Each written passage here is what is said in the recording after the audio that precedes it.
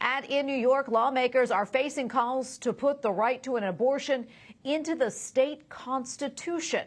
The move would be a part of a broader amendment that would also prohibit discrimination based on gender expression. Some Democrats say they are reluctant to pursue the measure because of opposition from pro-life Catholic groups. Meanwhile, abortion supporters continue their protest against some Supreme Court justices following the decision last week overturning Roe versus Wade. Nearly 24 abortion supporters gathered again in front of the home of Catholic Justice Amy Coney Barrett last night. The overturning of Roe versus Wade was just one of several major cases ruled on by the Supreme Court this term.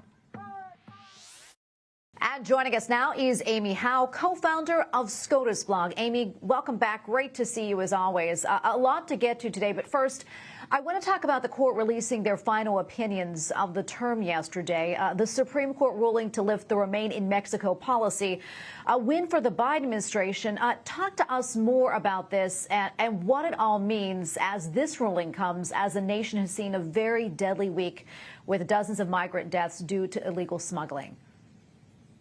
Sure. So the Remain in Mexico policy was a policy put in place during the Trump administration that requires people who arrive at the U.S.-Mexico border seeking asylum to stay in Mexico while they wait for a hearing in a U.S. immigration court. When the Biden administration came into office, it rescinded the policy, but Texas and Missouri went to court arguing that the decision to end the policy violated federal immigration law.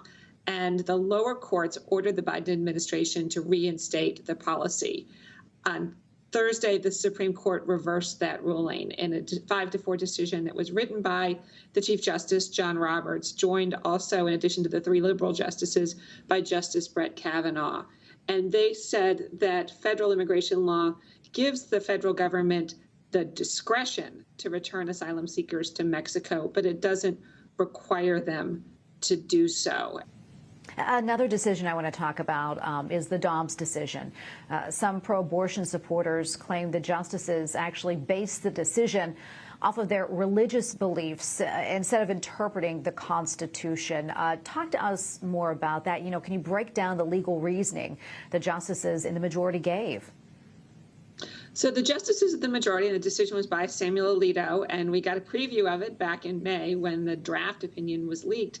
A lot of it didn't actually change that much. And what Justice Alito wrote is that there is no right to an abortion in the Constitution.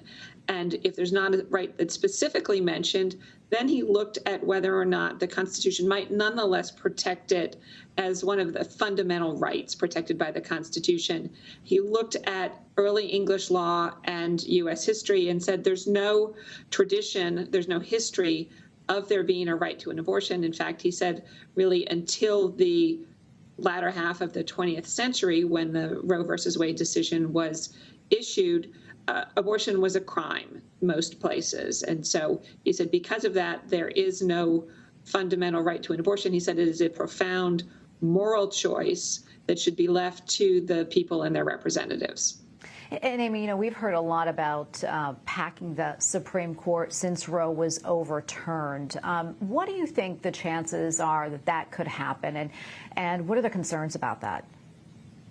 So the concerns, and I want to make clear that as a reporter, I don't weigh in on whether or not court packing, court expansion is a good idea. But what other people have said are concerns is that it would ultimately undermine the legitimacy of the court because people would then see the Supreme Court as an even more political animal. They also said, what is to stop if the Democrats expand the court in 2022, 2023?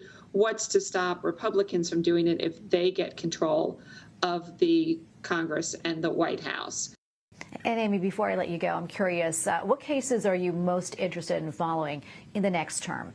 So this was a blockbuster term at the Supreme Court, but they also have a lot of big and potentially far-reaching cases on deck for next term as well. The justices have already agreed to hear a challenge to the consideration of race, affirmative action in the undergraduate admissions policies at Harvard and the University of North Carolina. They have agreed to hear the case of a website designer who does not want to do custom wedding websites for same-sex couples.